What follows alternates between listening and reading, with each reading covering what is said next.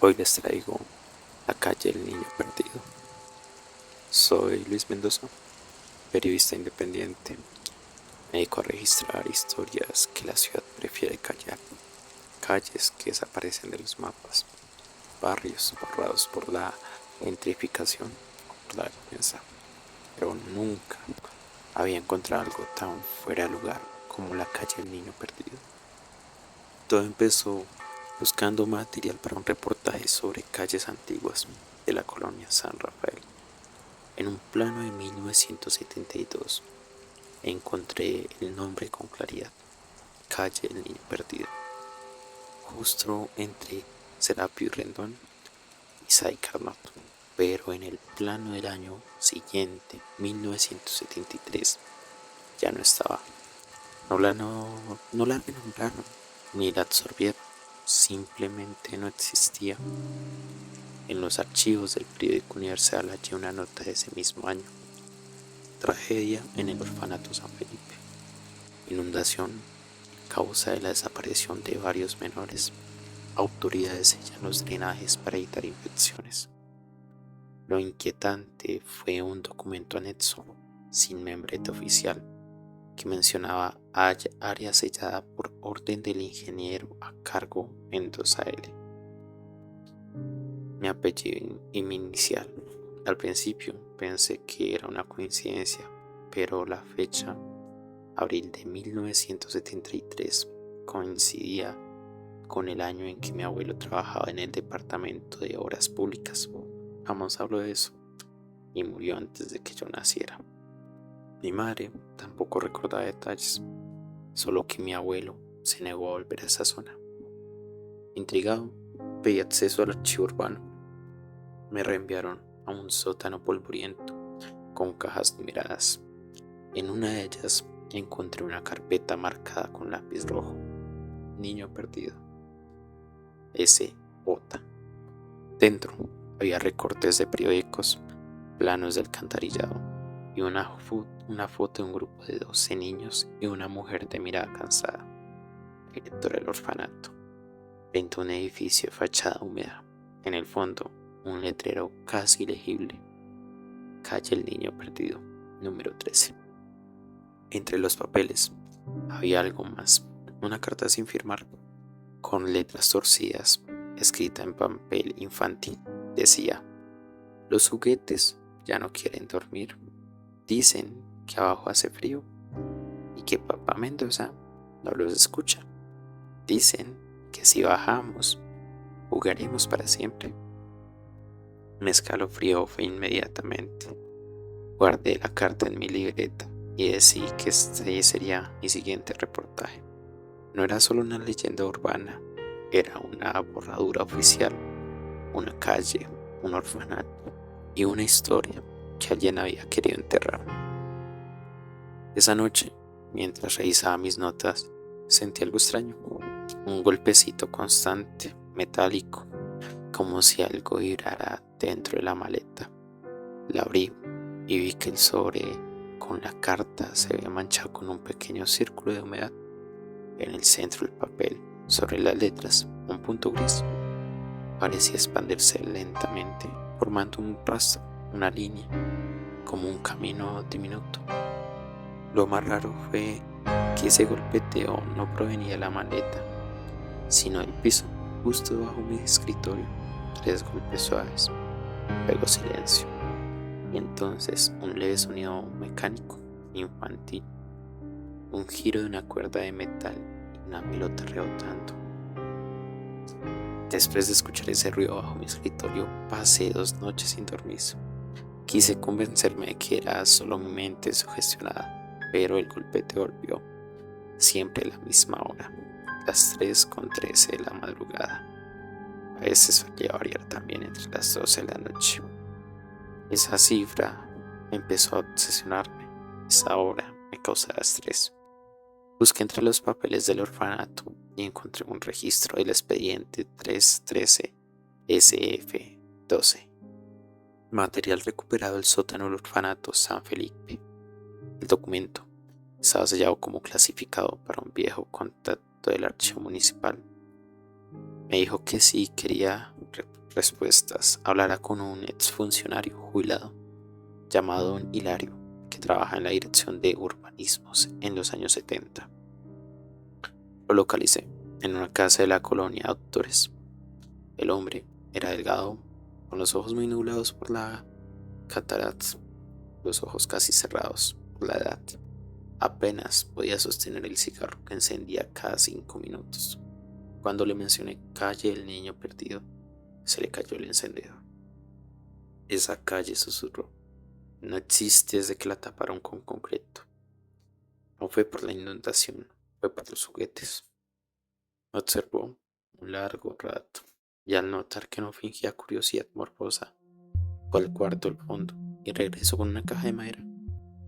Tenía una etiqueta descolorida, SF 1973. Esto lo guardé porque no debía tirarse, dijo, temblando. Nadie quiso hacerse cargo. Dentro habían fotografías húmedas, trozos de papel plastificado y al fondo un pequeño tren oxidado con una cuerda rota. Pero lo que me paralizó fue una hoja de registro. Encabezada decía Niño Feliz S.A., una empresa dedicada a diseño terapéutico de juguetes infantiles. Más abajo, un listado de niños becados para participar en un proyecto de estimulación conductual. El primer nombre que aparecía era Daniel García, un nombre que se me hacía familiar. Me quedé helado. La fecha del nacimiento era distinta, pero el rostro de la fotografía, aunque infantil, tenía el mismo lugar bajo el ojo derecho que yo tenía. Don Hilario evitó mirarme y agregó: los de Niño Feliz decían que los juguetes ayudaban a que los niños se sintieran mejor. Pero después del derrumbe, cuando los rescatistas bajaron, escucharon risas, no gritos, solo risas. Guardé el tren en mi mochila para analizarlo después, pero desde que lo toqué, noté que el metal estaba tibio, como si conservara el calor humano. Esa noche lo dejé sobre el escritorio. A la mañana siguiente, encontré marcas circulares en la madera, como si las ruedas hubieran girado solas. Busqué en registros comerciales. Niño Feliz S.A.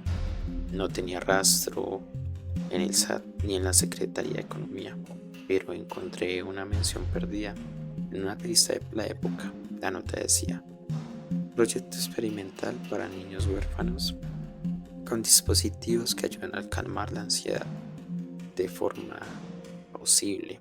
Y seguía: no era una empresa de juguetes, era un experimento, y de algún modo aparecía un nombre muy conocido, alguien que parecía ser yo, mi sangre, o lo que parecía. Y esa calle, que parecía calle El Niño Perdido, la habían borrado la historia, como la empresa. Y esa noche, el tren empezó a moverse solo, no por mucho, solo un giro suave, mecánico, suficiente para que en el silencio se oyera una voz infantil, muy baja, casi respirando dentro del metal. Bienvenido otra vez, Luis. La tercera noche, después de recibir la caja, mi departamento olía a humedad. No había filtraciones, pero el aire era pesado, como si algo hubiera del subsuelo. El tren oxidado seguía sobre el escritorio inmóvil, aunque cada vez que lo miraba parecía girado en una posición distinta. Grabé el sonido con mi celular, silencio, pero al reproducirlo en cámara lenta escuché algo en suspiro y una voz diminuta que repetía el número 13, el número que se me quedó pegado en la mente. Calle El Niño Perdido, número 13. Volví a los planos del orfanato. En ellos había una entrada secundaria que llevaba un sistema de drenaje que conectaba con los túneles de mantenimiento. Justo debajo de lo que hoy es un pequeño parque sin nombre. Y a la madrugada llevé una linterna, una cámara y una máscara para el polvo. El lugar olía a óxido, agua estancada, algo más agrio como juguetes viejos quemados. Entre los matorrales hallé una tapa de drenaje con el grabado que decía SF. 1973. El metal estaba caliente, aunque el aire era helado. La levanté. Abajo había un túnel de ladrillo húmedo. Bajo unos 6 metros, el sonido del tráfico se desvanecía y fue reemplazado por un zumbido bajo, como una nota sostenida. El túnel se extendía en dos direcciones. A la izquierda, charcos negros fluían, reflejaban la luz. A la derecha, una puerta metálica oxidada con una placa casi legible: propiedad Niño Feliz S.A. La puerta se dio con un chirrido seco. Detrás había una sala estrecha, con repisas llenas de juguetes cubiertos de barro, trenes, muñecas, pelotas, trompos, carritos. Tenían todo, y todos tenían cables saliendo. Encendí la cámara. El visor empezó a distorsionarse, como si el aire doblara toda la visión. Entonces lo escuché. Risa. No era eco, era múltiple, superpuesta. Voces de niños, pero con un tono grave, de algo que había olvidado, como suena la inocencia. Entre las repisas encontré un panel con interruptores y una etiqueta: frecuencia de estimulación, canal alfa. Los documentos sobre la mesa hablaban del acondicionamiento afectivo mediante el juguete, pruebas a respuestas que podía generar cada juguete, un sello de aprobación firmado por un ingeniero, el mismo L. Mendoza, mi abuelo. Una hoja final decía: el proyecto Niño Feliz ha sido interrumpido. Ha habido un accidente. Entonces el tren en mochila comenzó a girar solo. Lo sentí.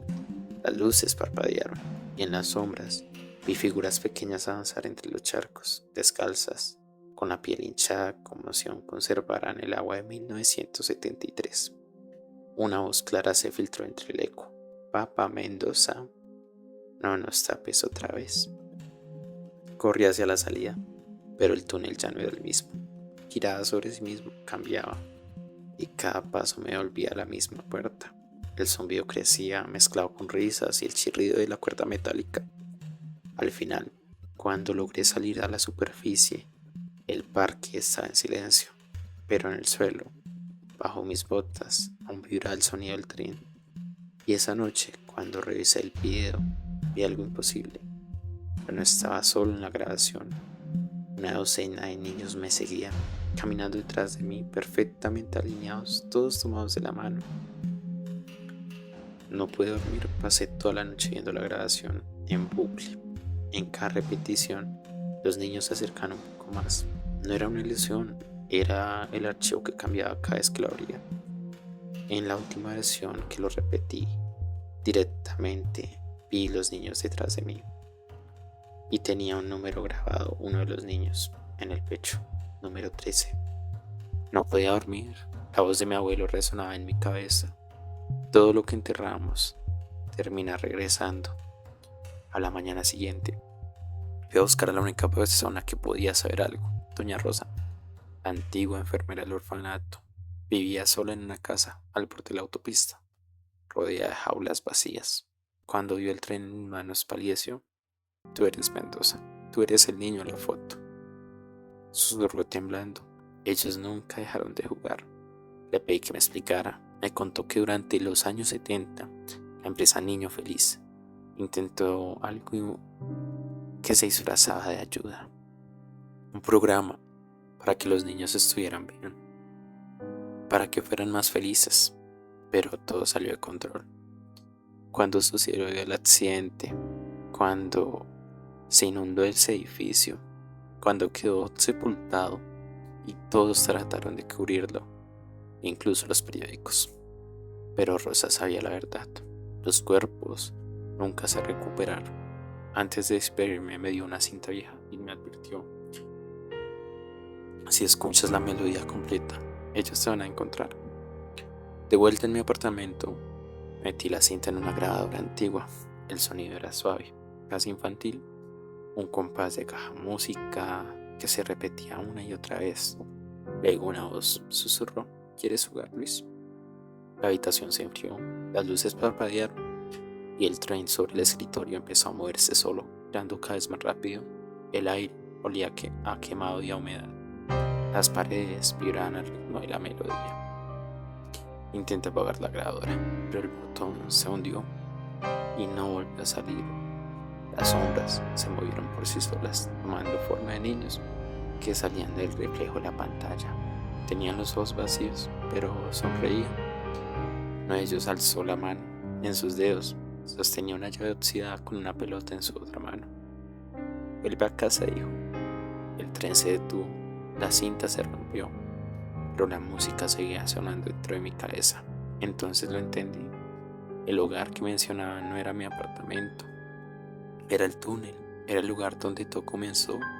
Yo era el niño que aparecía en esa foto, pero no me acordaba de nada. La última línea del diario de mi abuelo me vino a la mente. Luego no termina hasta que todos vuelven a casa.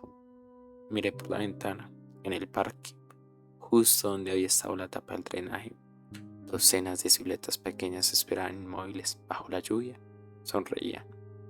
Y una de ellas era yo, mi versión adulta. Esa noche bajé de nuevo, con la llave en el bolsillo. Y la puerta del túnel ya no estaba cerrada. Si te ha gustado esta historia, pero quieres más, suscríbete y dale tu like. Deja también tu comentario de la parte que más te gustó. Déjame también tu propia historia. Uno nunca sabe, podríamos terminar escuchándola para que nos lleve a experimentar ese terror. ¿Sí serás capaz de contármela?